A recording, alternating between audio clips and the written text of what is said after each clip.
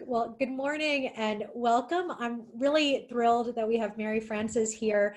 Mary Frances Schjonberg retired in July 2019 as senior editor and reporter for the Episcopal News Service and spent nearly 25 years working as a newspaper reporter, editor, photographer, copy editor, and page designer before becoming a priest.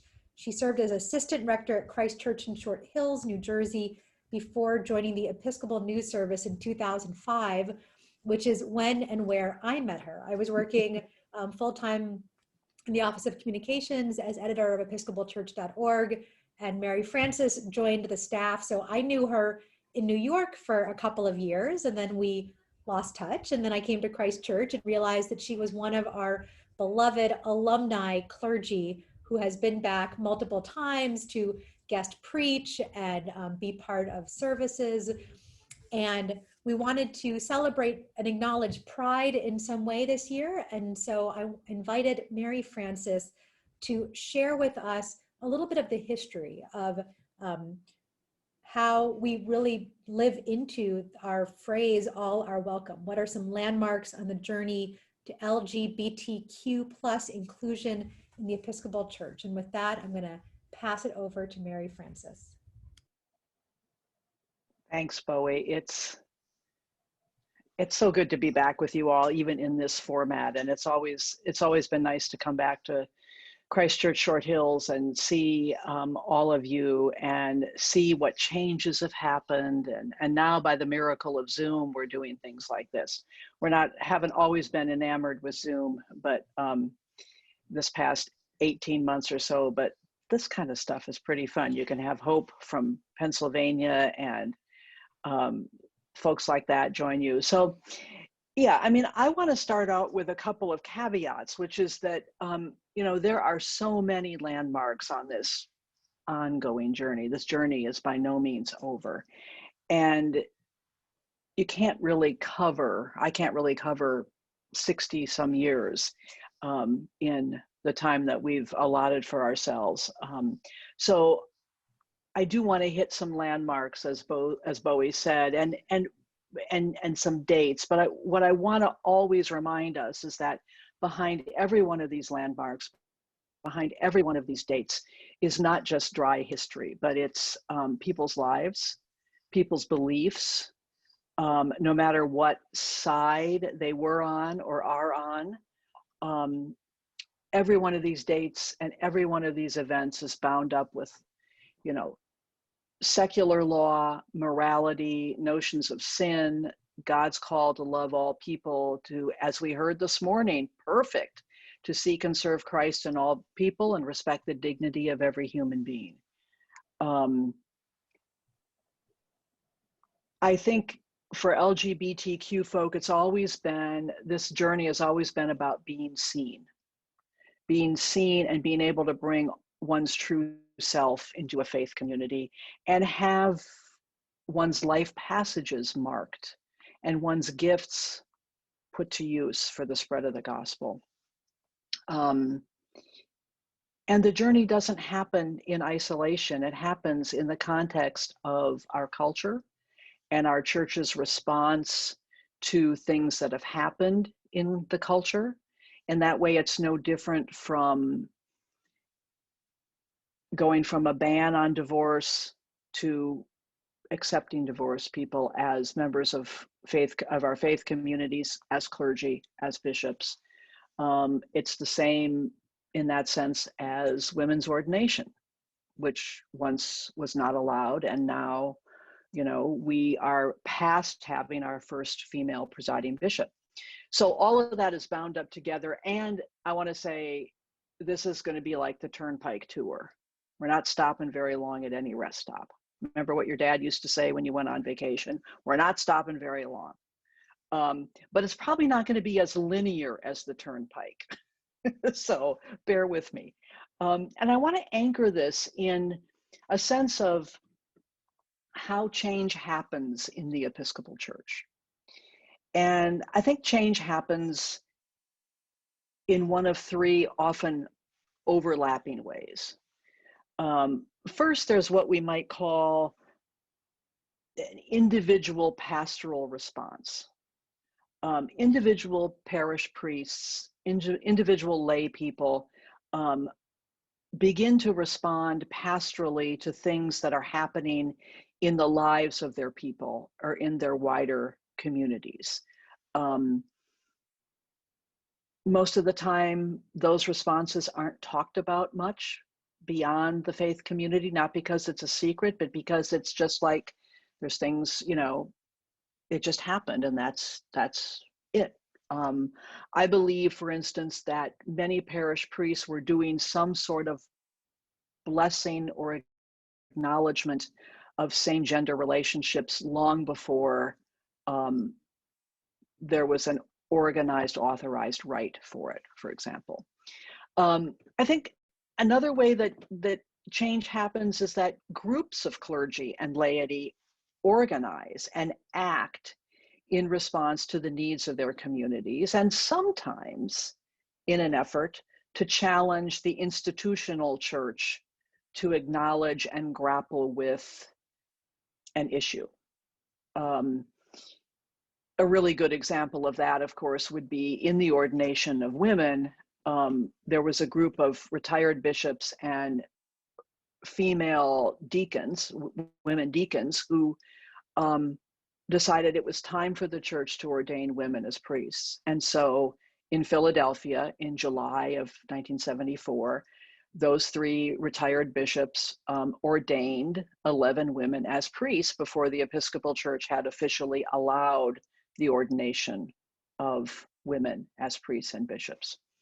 That's probably the most familiar example. And then the third way change happens is at conventions, especially at General Convention, when, you know, the institutional church changes canons or changes our constitution or makes policy statements. Those actions are usually taken after what's often years of study authorized by the convention. All of that voting is done, you know, bishops, priests, and deacons in the construct of General Convention. As I said, sometimes these types of change overlap each other, influence each other. Sometimes we see the church push the envelope on things. Sometimes we see the church catching up on things. Sometimes for some people, the pace of change feels glacial, while at the same time for other people, it feels like it's far too fast. And the church exists in that tension. So I want to talk about just a few roots of some of this change that's happened. And if we take the Stonewall Uprising, as it's called, which began on June 28, 1969, hence this is Pride Weekend. If we take what happened at Stonewall as the beginning of the gay rights movement in the United States, then I think we can say that the beginning of a consideration of full LGBTQ inclusion in the life of the Episcopal Church had really only been barely considered at that point. But again, many Episcopalians, anchored in the context of their times, had been pushing for equality in the church and in the wider society for at least probably 7 years or so before that. The first official mention that I can find of the institutional church considering issues of LGBTQ folk in the church comes in October of 1962, when the House of Bishops went into a closed session to, quote, consider how to handle homosexuality and alcoholism when they occur among the clergy. I can find no information about what they talked about or what they concluded.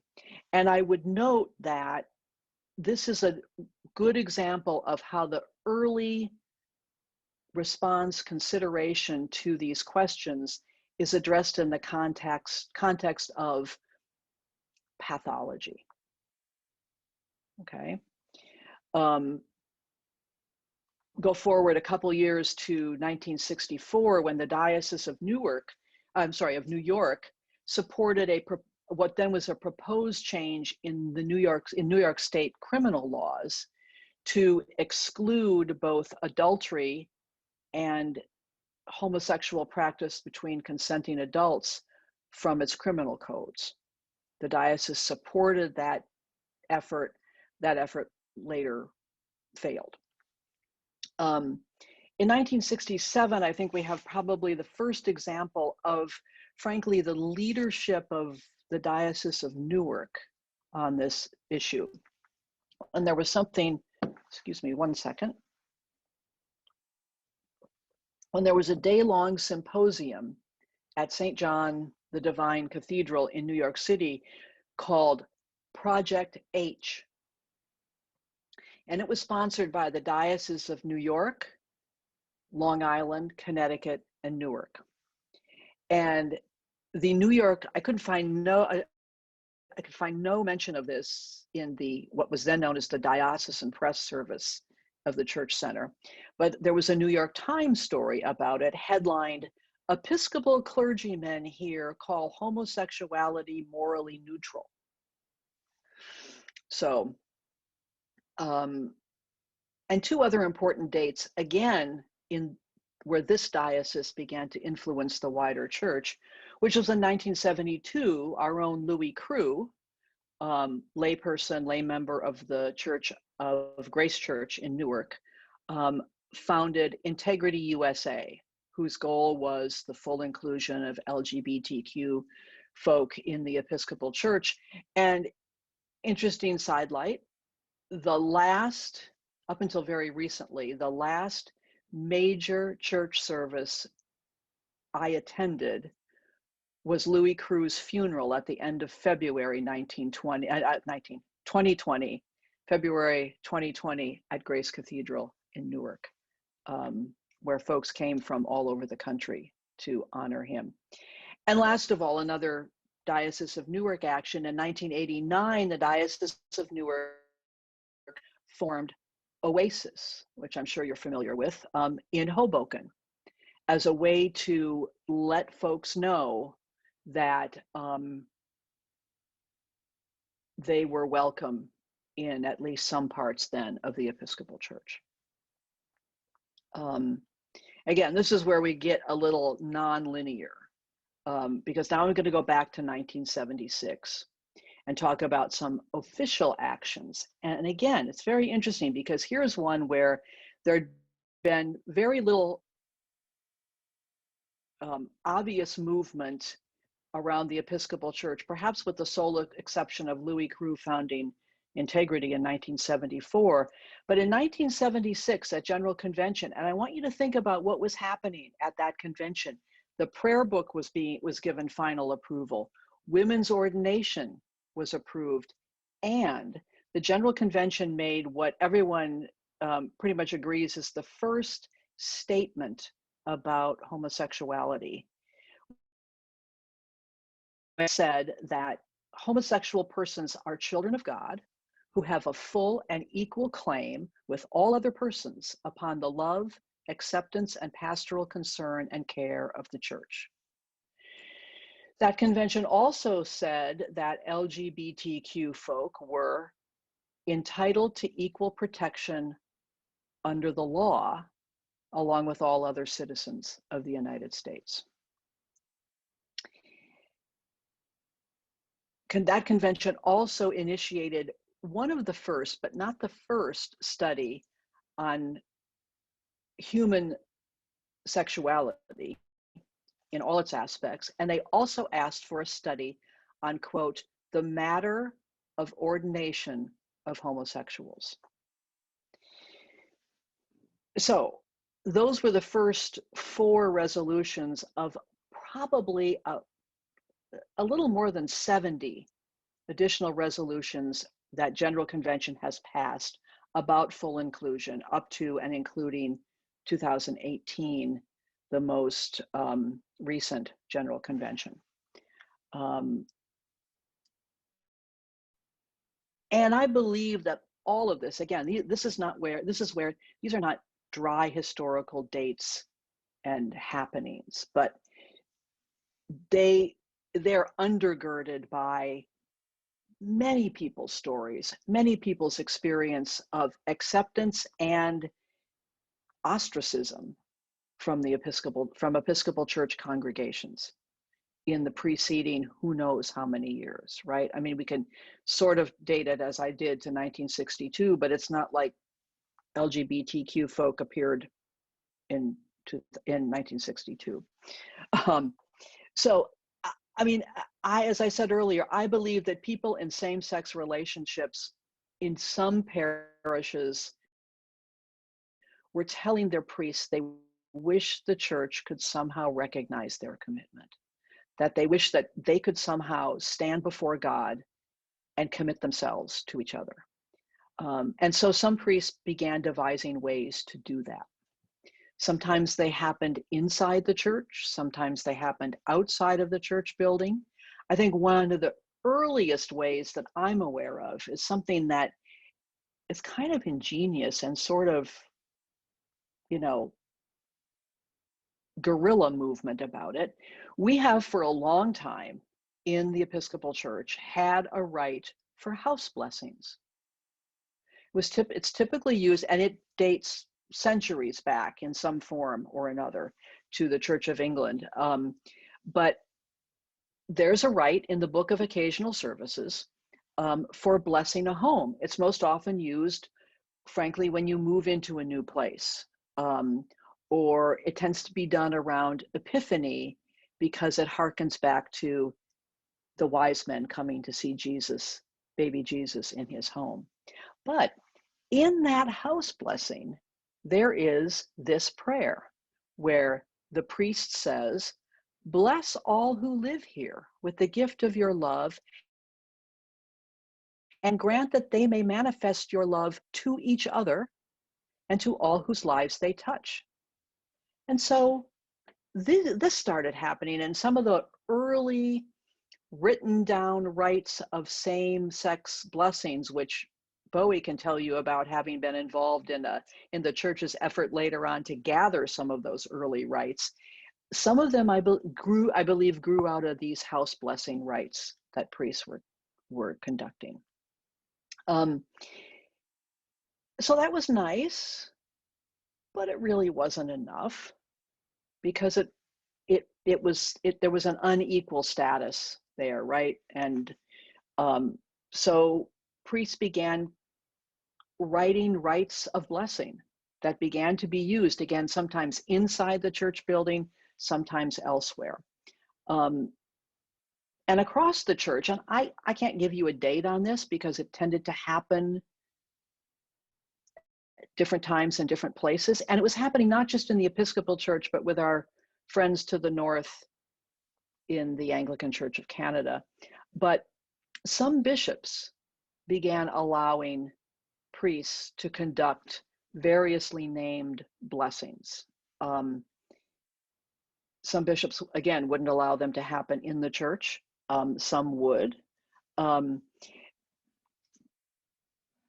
I think a lot of you remember that in 2002, and Newark Bishop Jack Kronberger was allowing priests to conduct some sort of, they were being called covenant ceremonies, commitment ceremonies, and that in fact, Bishop Kronberger came to Christ Church and did the blessing ceremony for Sharon and myself in 2002 with a wonderful amount of support from folks at Christ Church. And our picture is still somewhere in the back here. I can't quite tell where it is, but it was a wonderful day. And it was, when I look back at it, it was a pretty astounding day in the history of all of this, I think. But again, these were happening in various ways across the church, but not everywhere. There were some priests who were being disciplined, were being punished when their bishops found out that they were doing these things. And as we move on in the aughts, in the late aughts, we come to, you'll remember, there were many civil jurisdictions that began to offer civil unions as a legal protection for same-gender couples.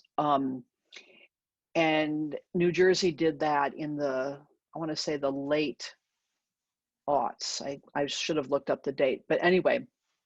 And again, some bishops allowed their priests to sign those licenses, others refused.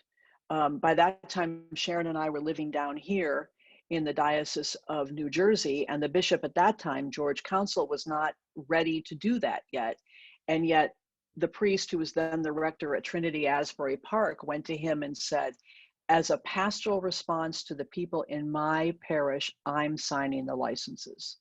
And we're going to conduct these services in the church, and I hope you don't punish me over it. And he did not.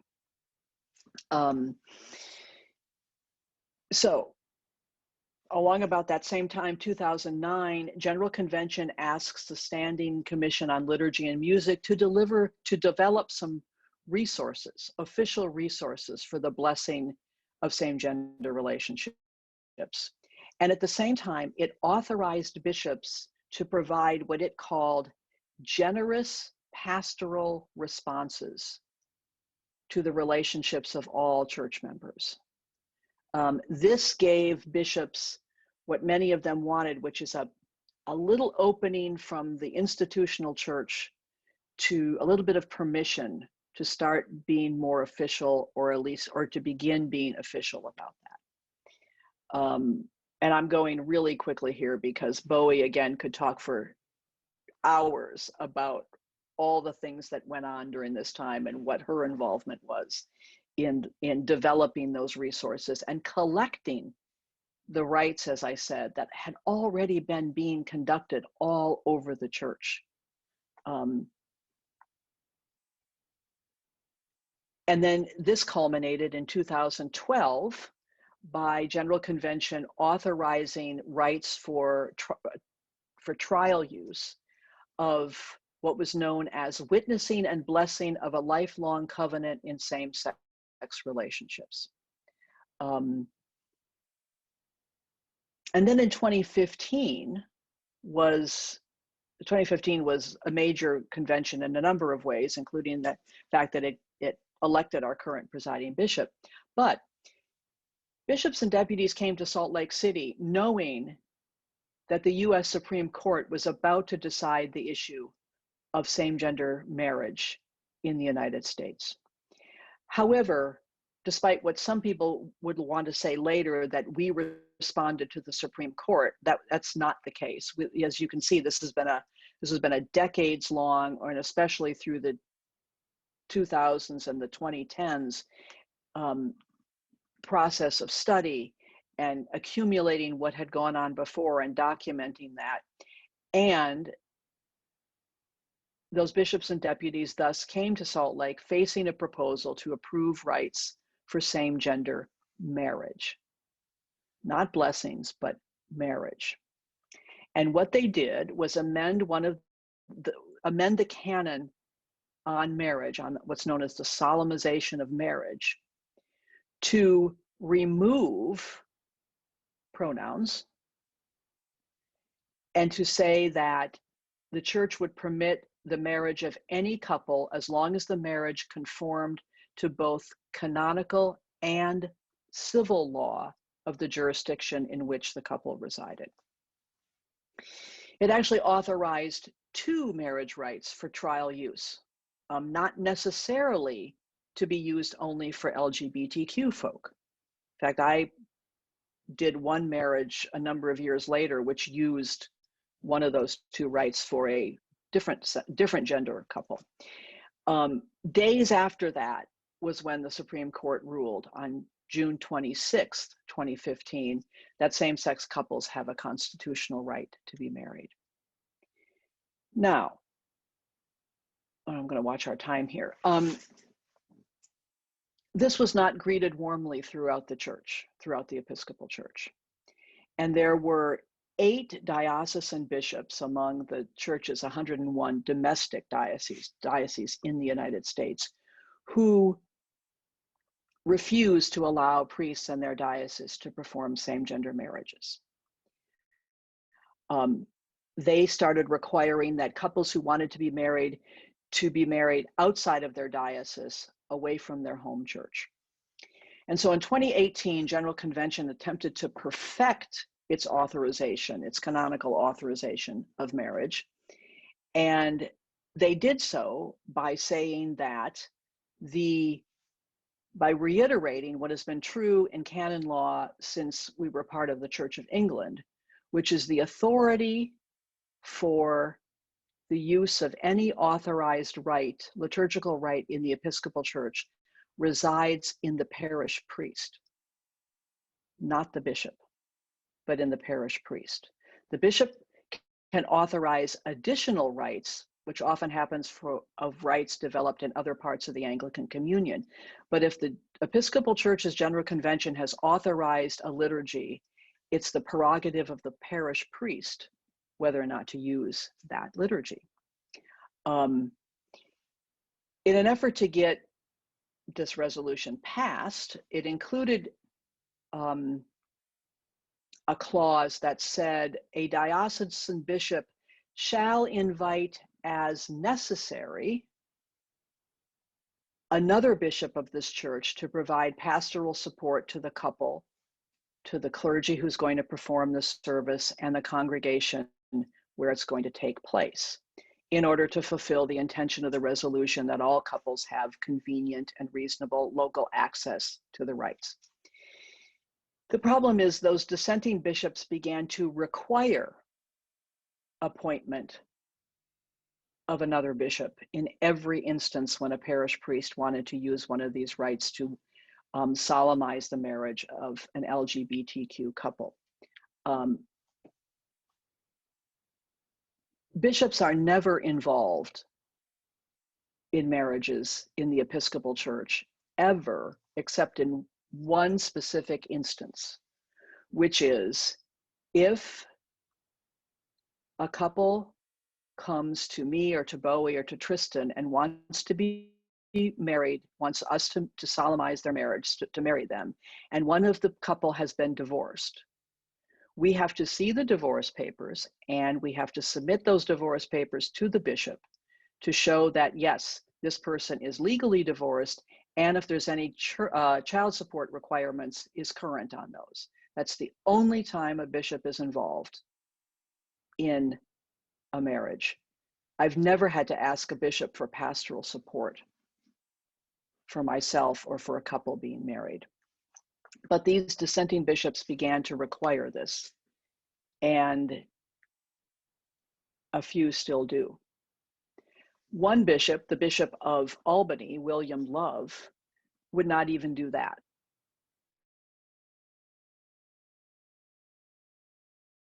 Any priest of his diocese who performed a marriage using these rites, a marriage of a same-gender couple, no matter where it was done or what rite they used. His priest, he said, could not even perform it outside of the Diocese of Albany. He was later brought up on charges. He was convicted of violating church law because of that, and was due to be sentenced when he resigned on February 1st of this year. So that's where we are with gay marriage, a major landmark in this journey. There are still, in 2 dioceses, I want to find it in my notes here. In the Diocese of Central Florida and Dallas, if you apply to be ordained, to enter the ordination process, you have to affirm that you will abide by what is their current diocesan canon, saying that marriage is only between one man and one woman, and that you as a clergy person will remain celibate outside of heterosexual marriage. So the journey is not over. I want to just really talk about probably the other major milestone on this journey, which is the ordination of gay clergy. And this, I think, is where it's not so much an individual pastoral response, because, of course, to be ordained, you need your bishop's permission, you need, the work of the diocese helping in your development and of your sponsoring parish. But let me just talk about a couple of dates in this, first of all. In 1977, Ellen Barrett, who some of you may know from her time at the convent in Mendham, Ellen Barrett was ordained as the first out lesbian to become a priest in the Episcopal Church, when New York Bishop Paul Moore ordained her shortly after the church's authorization of the ordination of women, which was, of course, January 1st, 1977.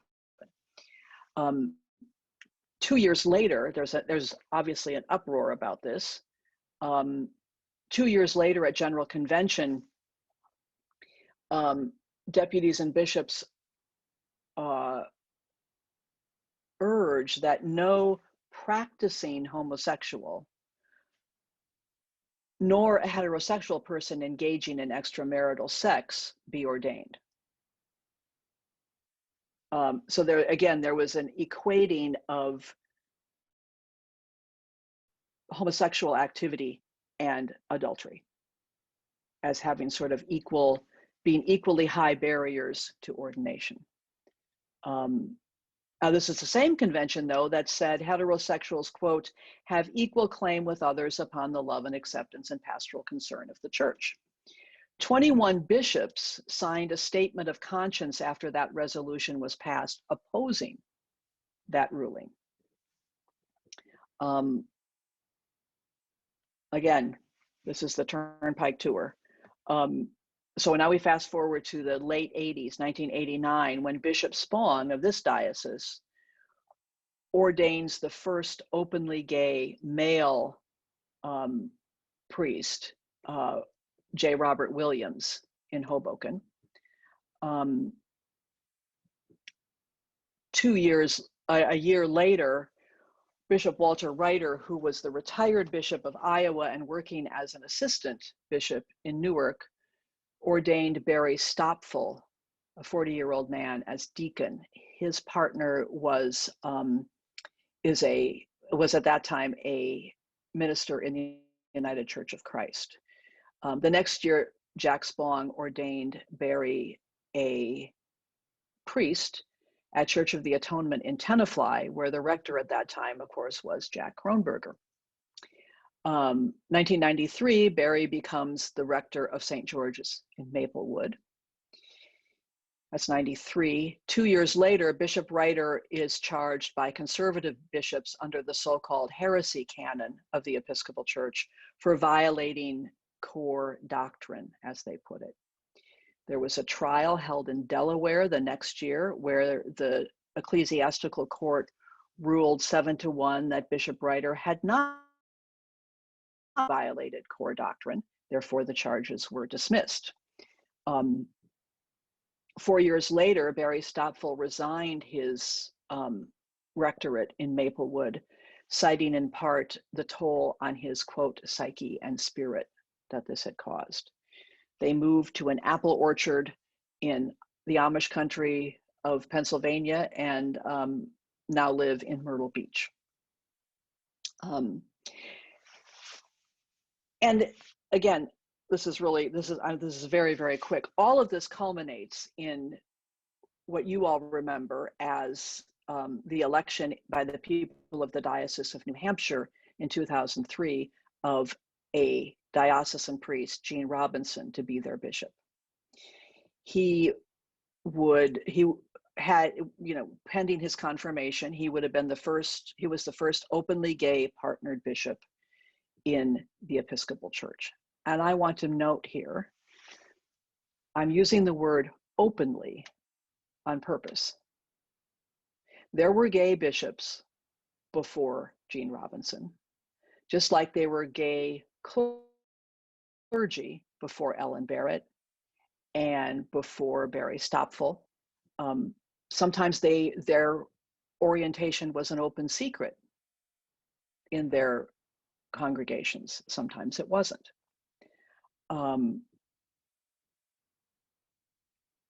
So I'll just leave that there.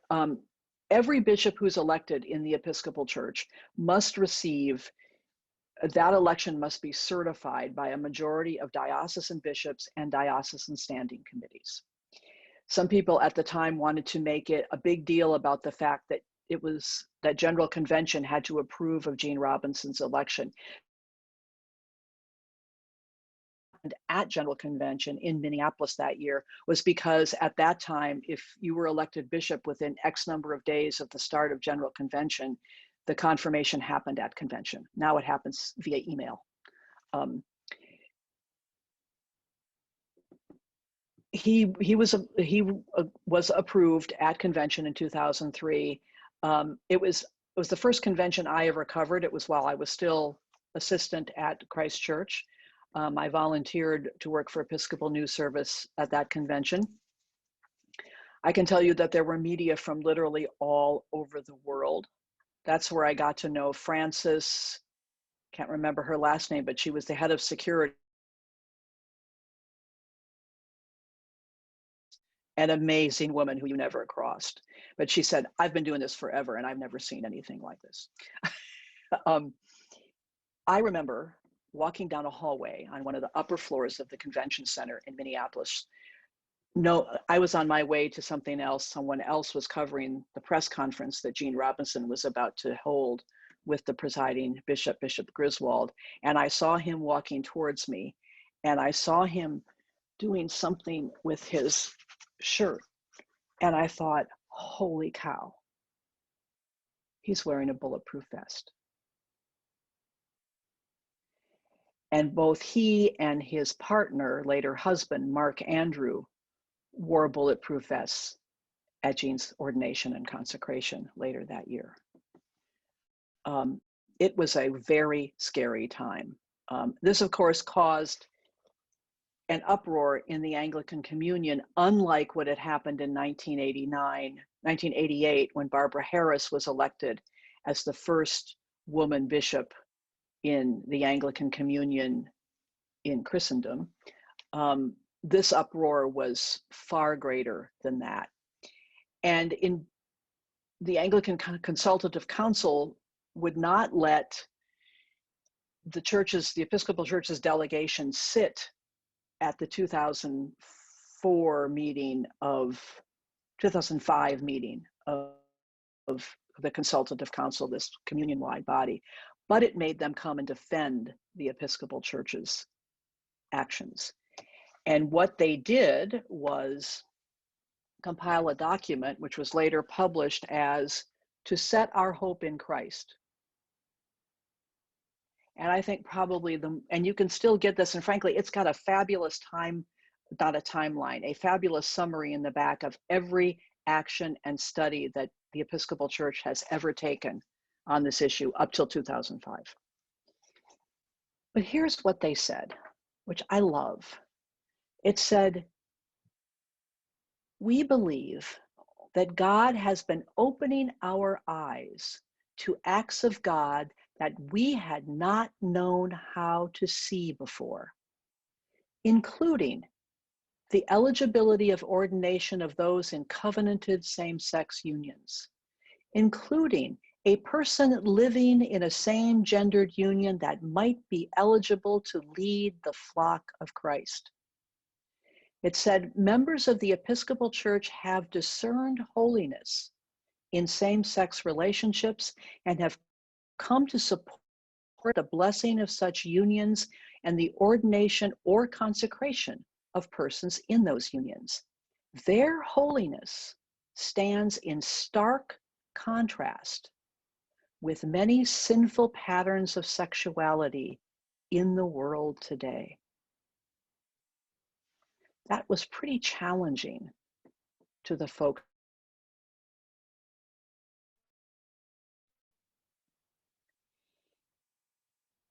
And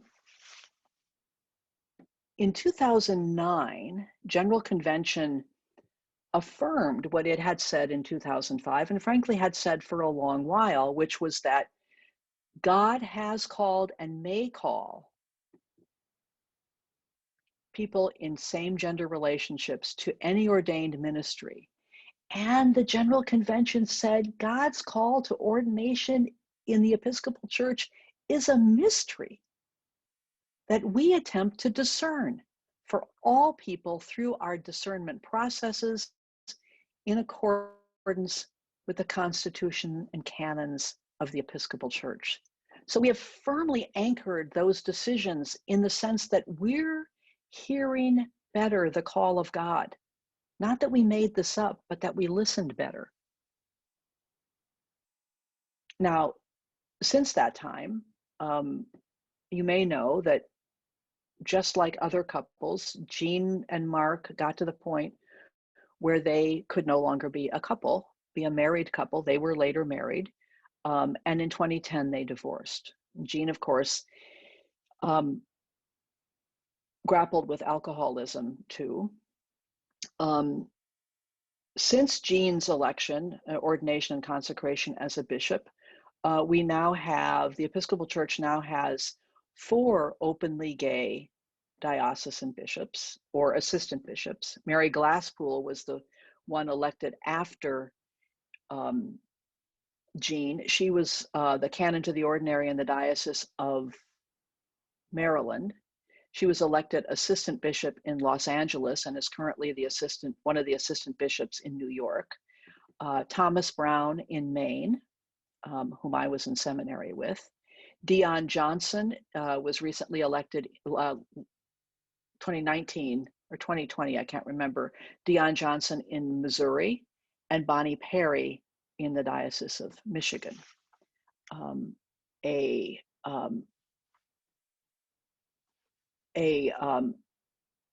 gay priest was on the slate yesterday in the Diocese of Pittsburgh, Diana Wilcox, who, of course, is a member of the Diocese of Newark and is at,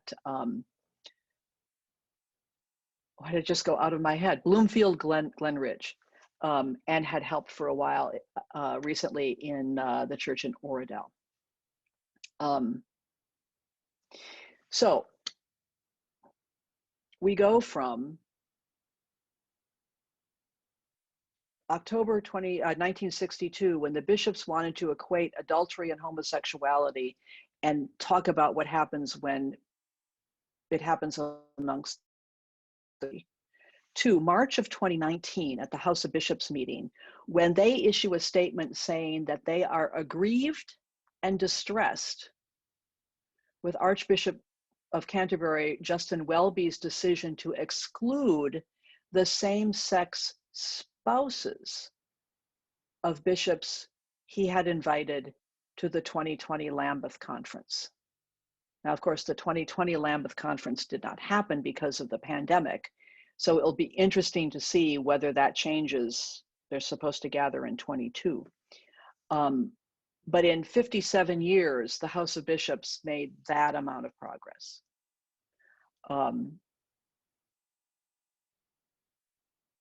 want to talk briefly about what hasn't changed.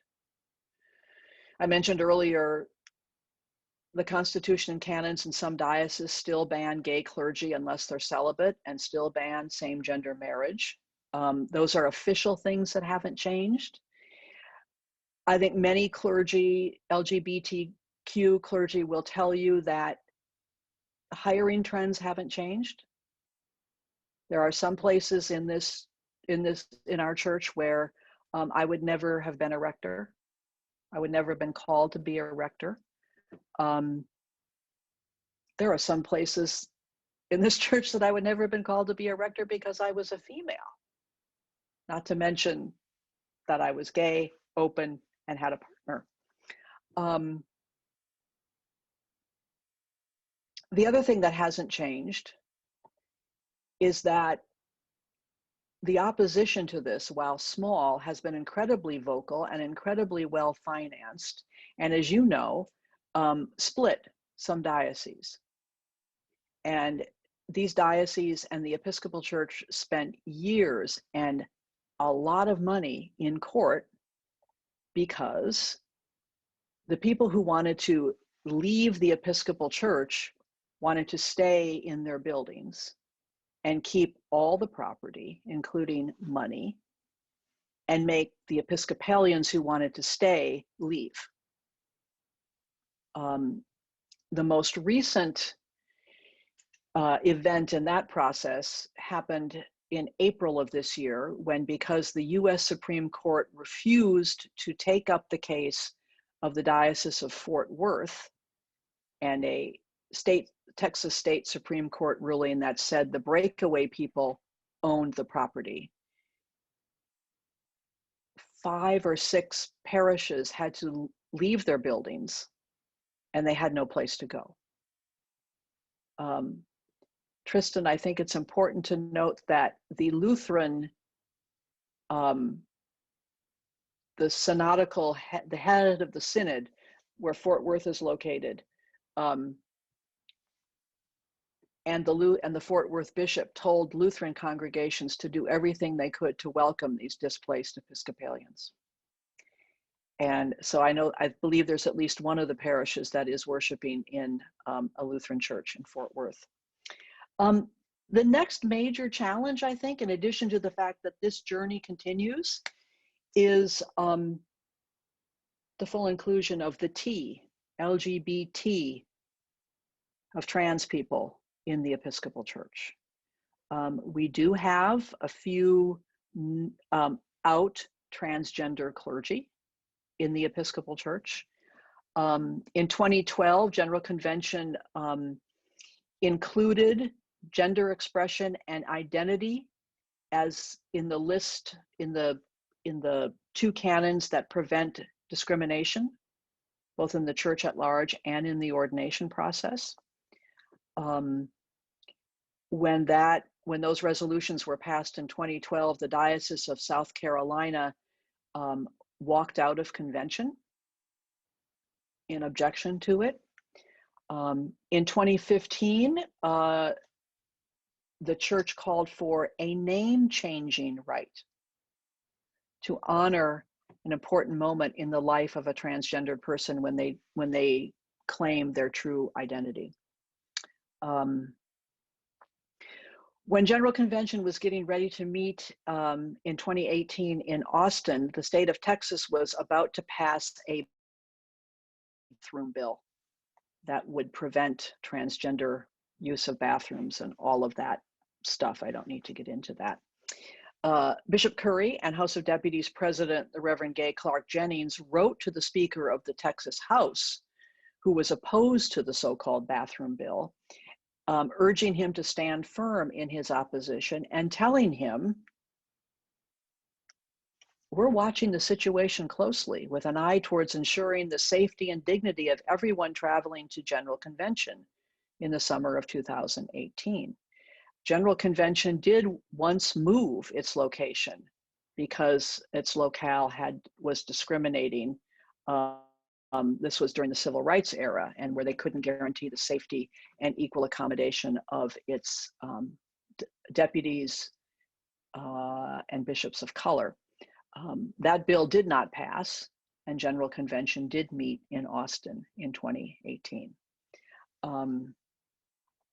And again, I would say that many LGBTQ folk will tell you that, yes, there is an official stance of acceptance of full and equal claim, and that it's not always practiced uniformly across the church, and that many people don't know if it's safe or not to try to come somewhere.